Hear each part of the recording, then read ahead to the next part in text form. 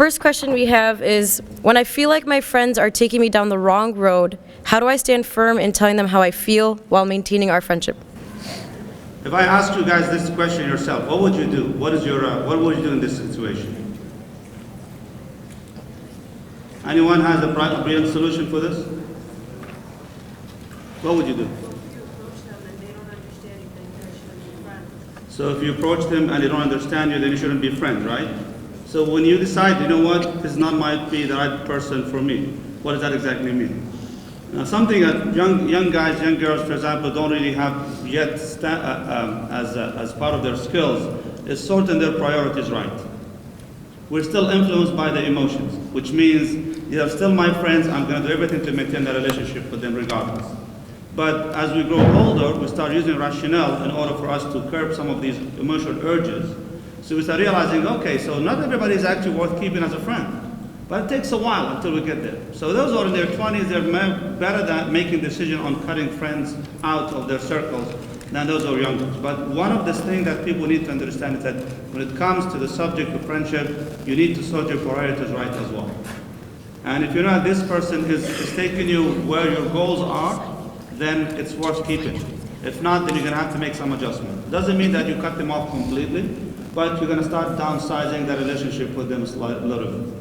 So slowly and gradually, and you see if this would result in them doing better, or maybe start understanding your values as well, then in this case, you keep them around, and inshallah, you improve the relationship with them. Otherwise, at some point, you have to learn to minimize and be selective about your friends. These are the people who think it's Jannah or otherwise. It should be selective in the way you treat them.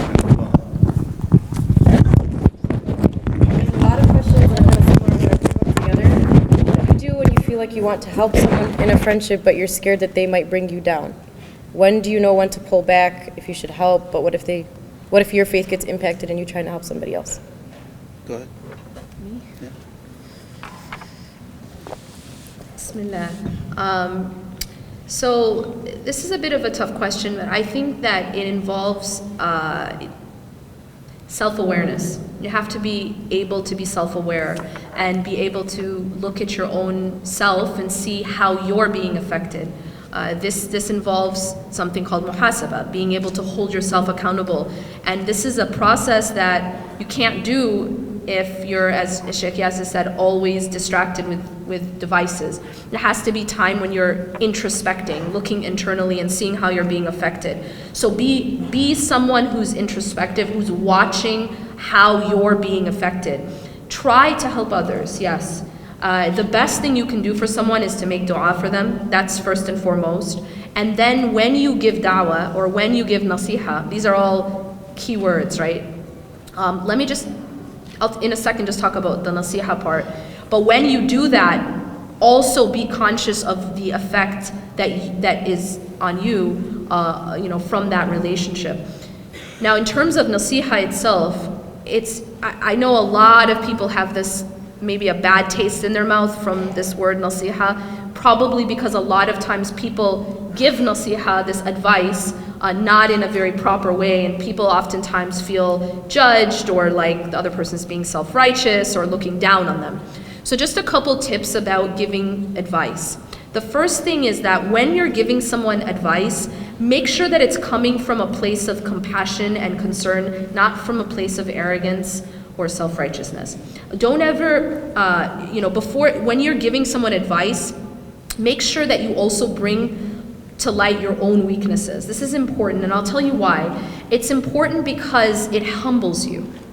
It's not intended to stop you from giving advice, because sometimes people think, well, I'm not perfect either, so I'll just leave them. Well, that's like seeing someone running off of a cliff and saying, well, I'm not perfect either. I'm not going to try to do anything to stop them from hurting themselves. No, you stop someone from jumping off a cliff out of compassion, right? Not out of arrogance. And so it just has to be a different place that you're coming from. You're coming from a place of compassion and love and concern, not I'm better than you, So it really has to do with changing the state that you're in, the place you're coming from. So by keeping in mind your own weaknesses, it humbles you. And by the way, people can sense that. People can sense when the advice is coming from concern versus arrogance. When someone thinks they're better than you, you feel it, right? And when someone genuinely cares about you, you feel it. So these are things that are felt, and that's how you're going to be more effective in your nasiha, is if you're coming from sincerity and compassion rather than from arrogance. And then secondly, when you're giving nasiha, make sure that you're being grateful for your own protection. Let me just explain that. If you see someone committing a sin, and you're not committing that same sin, let me just remind you, you're committing a different sin, because you're human, right? But say you're not committing that same sin. Do you know why you're not committing that same sin? It's not because you're awesome. It's not because you're just better. It's because Allah protected you.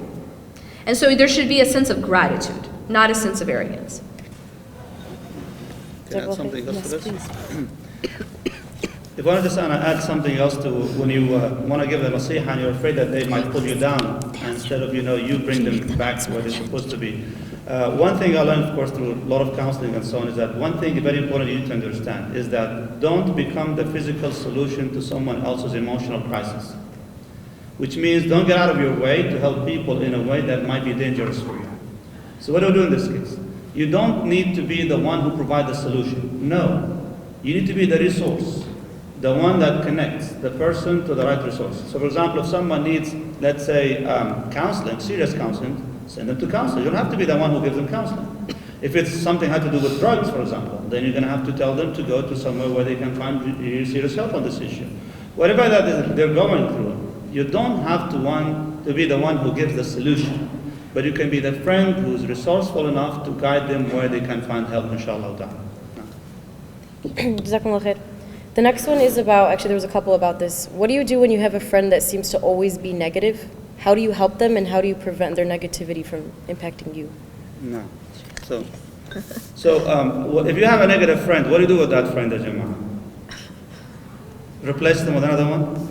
No, but why negative friends are so negative anyway? If you look deep into the inside of their behavior, they're doing it because probably they're not as outgoing as you are, they're not as friendly as you are, and as a result, it's harder for them to climb up to meet you up there. So instead, it's easier for you to go with gravity, so they try to pull you down.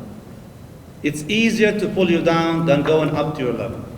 And that's why when someone is always negative, they're trying to hide their weakness of not being able to work hard to get to the level of friendliness that you are in. Maybe because of, again, personality issue, skills, whatever you want to call it, it depends. So if someone is constantly and continuously keep pushing you down and putting you down, they're trying to put control over your behavior in that subtle way. So therefore, if at some point you need to be frank with them, so let them know that, hey, listen, I don't appreciate really your criticism in that fashion. If you don't like what I do, I appreciate that, but you don't have to be negative with me. And if they insist on always trying to be negative because they're your friends, let them know, I don't appreciate that. Remember what we said about if someone says something wrong to you, what do you do, Jim? What do you say to them? Remember what we said? No. Learn to say no, even to your friends. It's good for them and for you, inshallah. Okay, last one. Unfortunately, there's a lot of questions and not a lot of time, but inshallah, our speakers are going to be here for the next couple days, right? Maybe, inshallah. So if you guys try to hold on to your questions if you see them. I'm sorry that I can't get through all of them. I'm trying to group them to the best of my ability, but inshallah, last one for today's session will be, how does one choose a friend that will guide them on the right path in an era where individuals are forgetting their Islamic morals and practicing Islam is like committing a crime?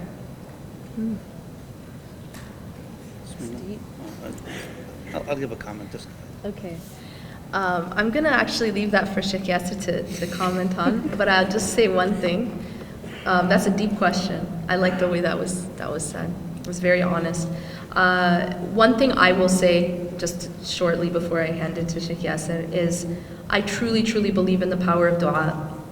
And in my own life, the very blessed people that were brought into my life came from Allah subhanahu wa ta'ala through dua.